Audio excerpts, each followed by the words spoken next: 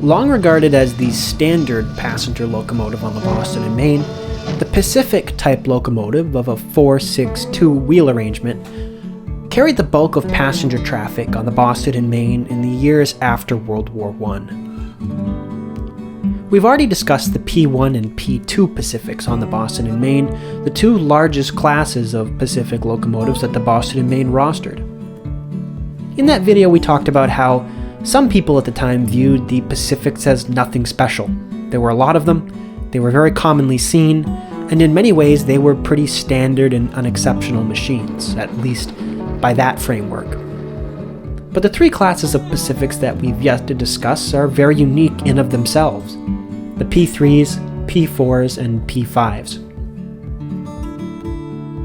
The three classes are relatively small in number, the P5s specifically, but each class is unique. The P3s are a little bit closer to the earlier classes of Pacifics, but there weren't that many of them. The P5s were even smaller, only 4 locomotives. Only lasted about 10 years on the Boston and Maine, having been purchased in 1943, and were not built for the B&M at all. They were purchased from the Delaware, Lackawanna, and Western. And finally, the P4 class Pacifics are arguably the most famous and most beloved Pacific steam locomotives on the Boston and Maine, and perhaps the most beloved steam locomotives on the B&M in general. The P4s were heavy Pacifics, very beautiful and sleek. And in fact, one of the only surviving Boston and Maine steam locomotives is one of the P4s. Although the Pacifics on the Boston and Maine are sometimes seen as standard, these three classes of Pacifics definitely stand out from the rest. The P3 Pacifics, only 10 in number, had no subclasses. There were only the P3As. These engines were built by the American Locomotive Company, ALCO, of Schenectady, New York, in October of 1923. They were built with 24 by 28 cylinders, and came numbered number 3700 through 3709.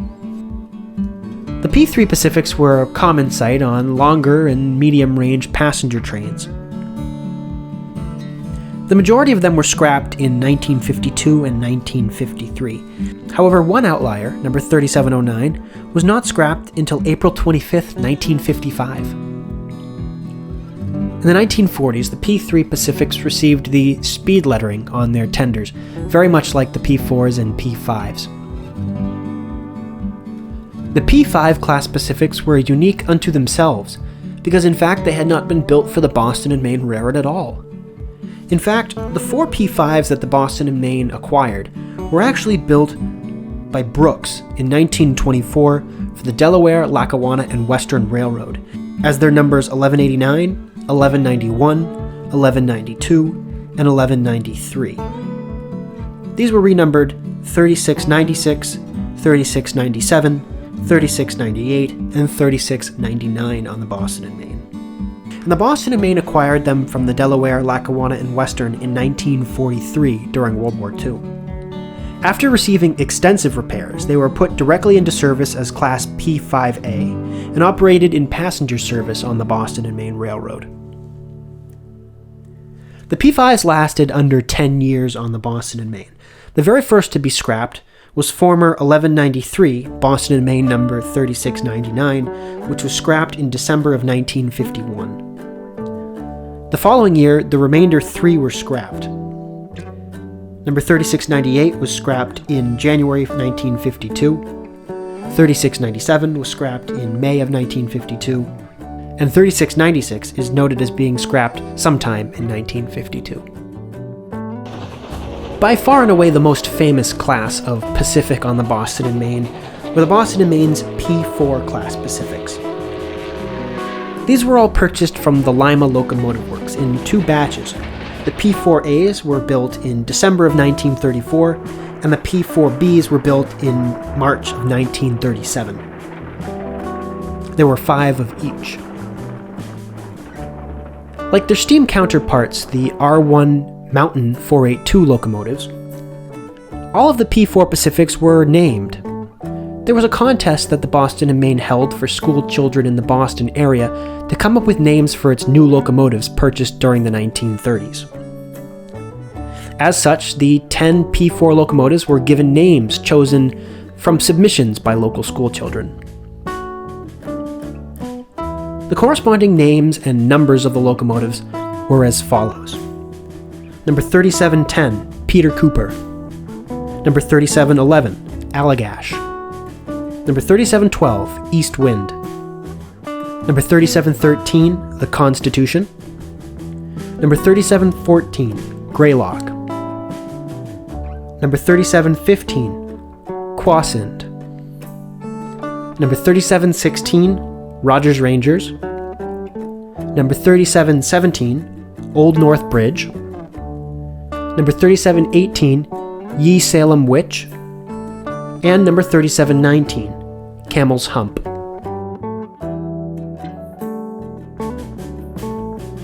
The P4A class was originally built with a semi-streamlined shroud along the boiler top, but it was removed in the early 1940s.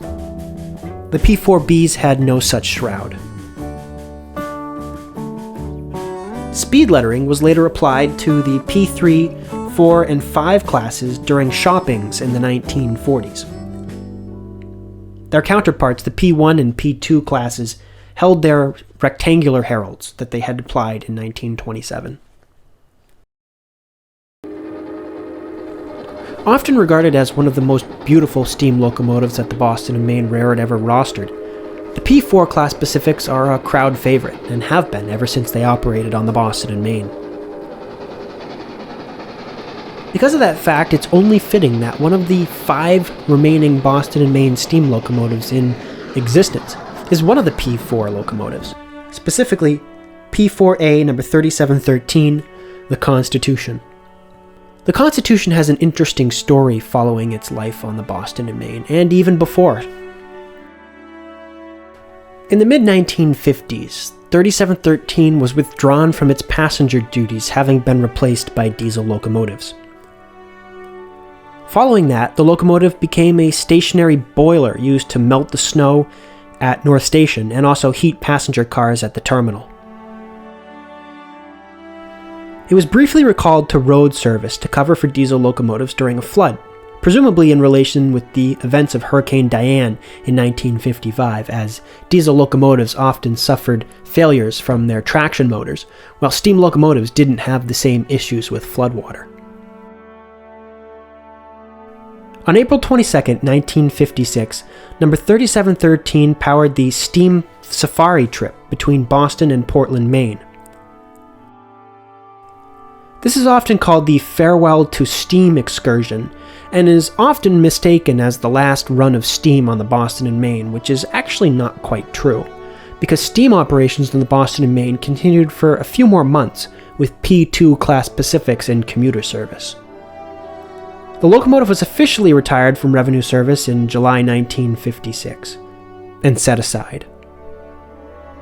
On June 11, 1958, 3713 was purchased by F. Nelson Blount, the millionaire seafood industrialist and famous steam enthusiast, who was building one of the largest private collections of steam locomotives in the world.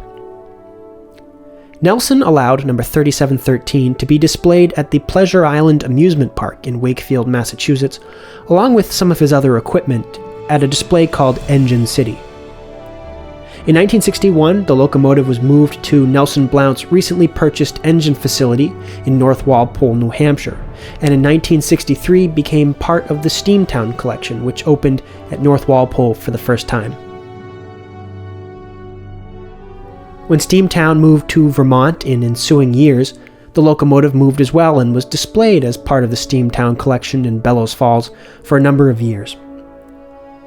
In October 1969, number 3713 was loaned to the Museum of Science in Boston and was cosmetically repainted to look the way it did when it operated on the Boston and Maine. Number 3713 remained on display at the Museum of Science for a number of years, returning to Steamtown just before Steamtown departed Bellows Falls, Vermont for Scranton, Pennsylvania. As such, number 3713 was moved along with most of the Steamtown collection to Scranton, Pennsylvania. Since 1995, number 3713 has been undergoing restoration to operating condition at Steamtown National Historic Site in Scranton, Pennsylvania, the successor to Steamtown, USA. Project 3713 was a partnership between the Lackawanna and Wyoming Valley Railway Historical Society and Steamtown National Historic Site. The estimated restoration work cost was $1.4 million, which required repairs to the boiler, air compressors, feed water heater, and pilot truck.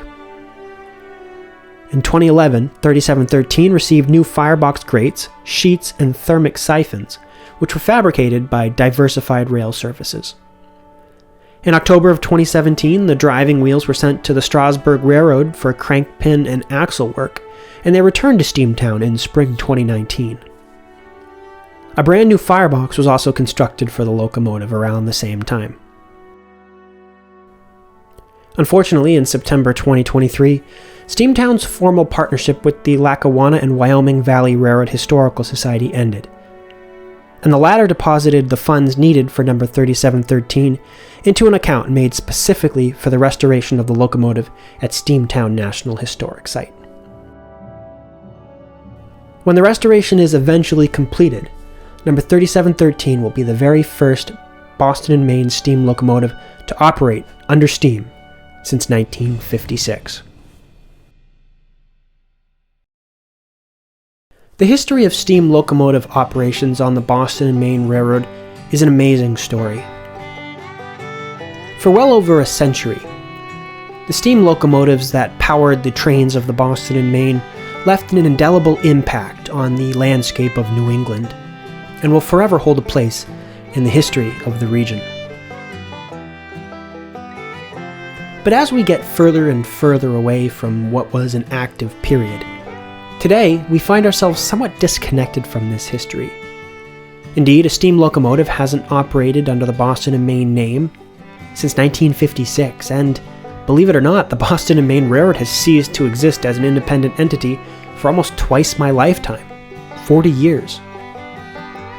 Thousands of people still hold a connection to the steam locomotives of the Boston and Maine, whether they're direct memories, fondness, or something they've formed on their own through looking at photographs or film, or perhaps modeling in their own lives. Every day we stray further away from the active period of steam on the Boston and Maine Railroad, and with that comes fears of disconnection. How can future generations connect to something that they never witnessed, that their parents never witnessed? It's an interesting problem, and a problem that comes up whenever history is mentioned at all, in any discipline or any subject. Throughout this series, you've learned a lot of information, technical, historical, sentimental, and all of that is helpful and valuable. But it's not the full picture of what's going to continue this history and legacy into the future. Just like any subject of history that you might be interested in, it's going to take a lot of work, and it gets harder and harder as you lose a personal connection to something. But if anything has instilled a hope that the history of steam operations on the Boston and Maine will survive into the future, it's the reaction that many of you had to this series, your comments, your suggestions, even your criticisms. It shows that no matter how old you are, no matter how far away you are from something that was a reality, you can still hold a fire and a passion for it. We have a lot of work to do to make sure this history survives into the future, and it's going to take every single one of us, but I think we're on the right track. Thank you so much for watching. Born in the mountains many years ago, I've climbed these hills and valleys through all the rain and snow. I've seen the lightning flashing, heard the thunder roll. I've endured. How long must one endure?